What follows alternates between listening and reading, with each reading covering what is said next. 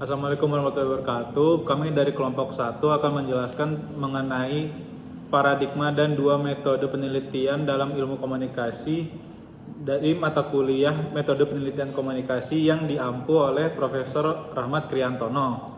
Selamat menonton. Oke, jadi menurutmu apa sih maksud dari paradigma itu sendiri? Oke, jadi paradigma itu merupakan cara pandang kita dalam menafsirkan peristiwa atau perilaku orang lain. Nah, kalau menurut Wimmer dan Dominic, paradigma itu diartikan sebagai seperangkat teori, prosedur, dan asumsi yang diyakini tentang bagaimana periset melihat dunia. Jadi, paradigma itu adalah keyakinan yang mengandung prinsip-prinsip pokok terhadap realita yang kemudian mengarahkan cara meriset realitas tersebut. Nah, kalau di dalam komunikasi ini kita mengenal 4 paradigma. Yang pertama ada paradigma positivistik, yang kedua paradigma post-positivistik, yang ketiga paradigma konstruktivistik, dan yang keempat ada paradigma kritis gitu. Dari penjelasan tentang paradigma tadi, mungkin boleh disebutin apa aja jenis-jenis dari paradigma itu sendiri? Jadi yang pertama itu ada paradigma positivistik. Nah, di sini ada aspek ontologis yang merupakan sebuah realitas nyata yang di dalamnya diatur oleh kaidah-kaidah tertentu yang berlaku secara universal atau secara luas dan tidak dapat diubah. Nah, realitasnya itu sendiri bersifat sederhana dan apa adanya seperti wujudnya yang tampak. Nah, selanjutnya itu ada secara aspek epistemologi. Nah, paradigma positivistik ini tidak boleh terdapat penilaian yang bersifat subjektif atau bias pribadi. Realitas itu harus terpisah dengan ide maupun gagasan personal dari periset. Lalu menurut aspek epistemologi itu sendiri, paradigma positivistik itu bersifat replicable, yang artinya sebuah instrumen riset dapat digunakan secara berulang dalam konteks yang berbeda. Nah, sedangkan secara aspek aksiologis, paradigma positivistik itu bisa dilihat dengan nilai etika dan pilihan moral harus berada di luar proses riset. Lalu, periset memiliki peran yaitu untuk menemukan hukum universal dan memberikan gambaran objektif mengenai dunia. Oke, karena juga udah jelasin sama Nina tentang paradigma positivistik, aku bakal jelasin paradigma selanjutnya, yaitu paradigma post-positivistik. Paradigma post-positivistik ini muncul setelah adanya kritik pada paradigma sebelumnya, yaitu positivistik, terutama setelah Perang Dunia Kedua. Kritikan tersebut dipengaruhi oleh arus besar kualitatif. Menurut pengkritik, realitas harusnya bersifat multirealitas dan intersubjektivitas. Periset dan realitas yang dirisetnya harus saling terkait, dan konstruksi periset pun masuk dalam mengkonstruksi realitas. Akibat kritikan ini, akhirnya diakomodasikan nih pandangan kualitatif dan mempertahankan si asumsi dasar dari positivistik sendiri. Lalu post-positivistik ini memiliki 3 prinsip. Yang pertama ada muatan nilai yang dimiliki periset dalam riset.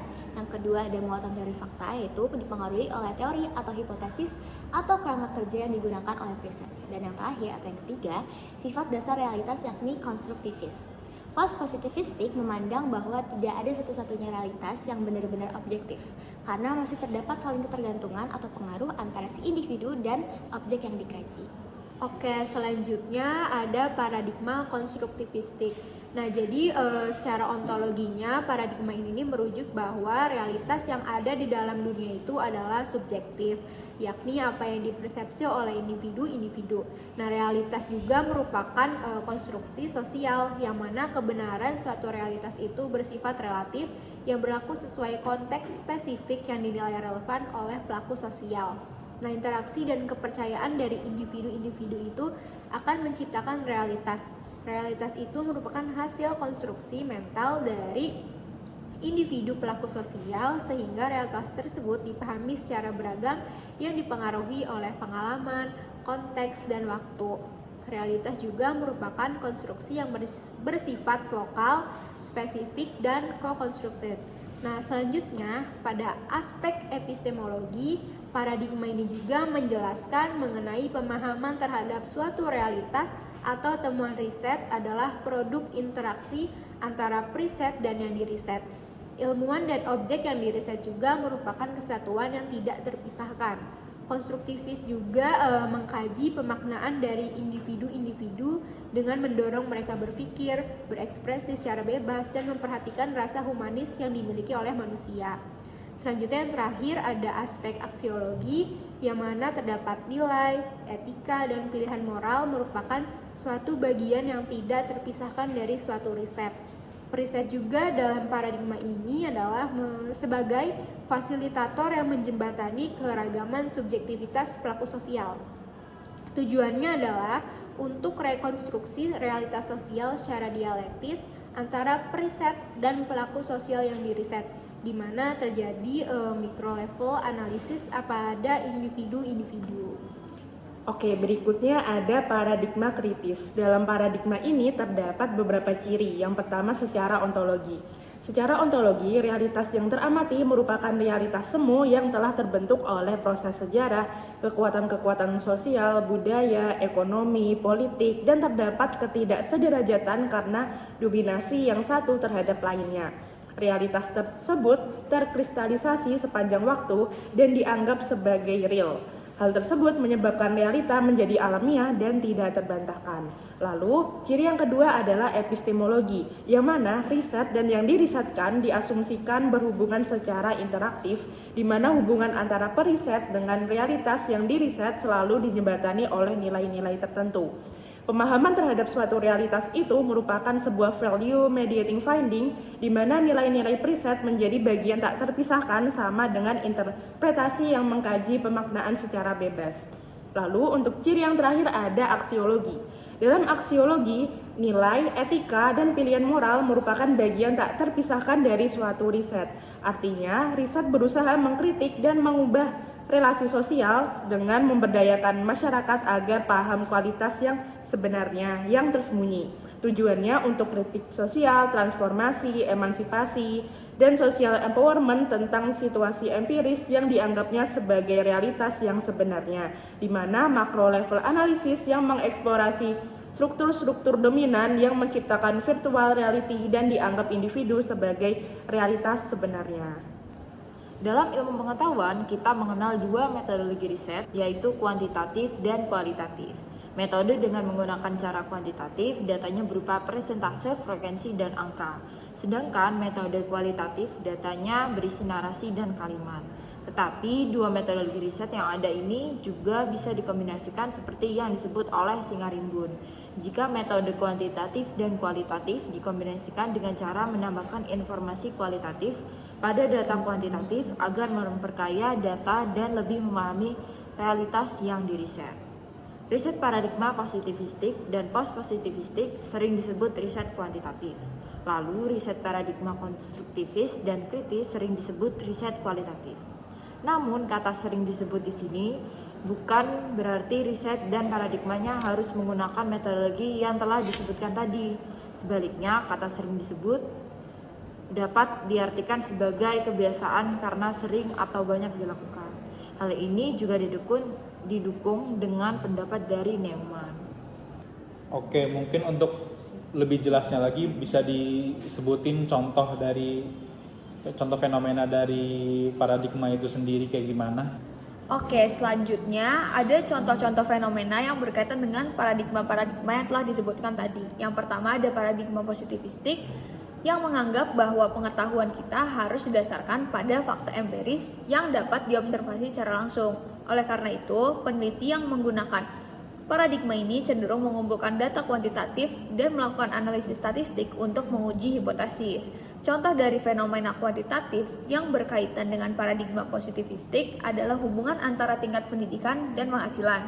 Metode kuantitatif digunakan seorang peneliti positivistik untuk mengumpulkan data tingkat pendidikan dan penghasilan dari sejumlah responden. Kemudian, peneliti menggunakan analisis statistik untuk menentukan apakah ada hubungan yang signifikan antara kedua variabel tersebut.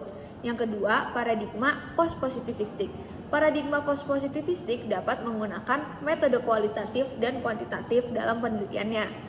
Fenomena efek dari intervensi medis terhadap hasil kesehatan pasien merupakan salah satu fenomena post-positivistik yang dapat dikaji dengan dua metode tersebut.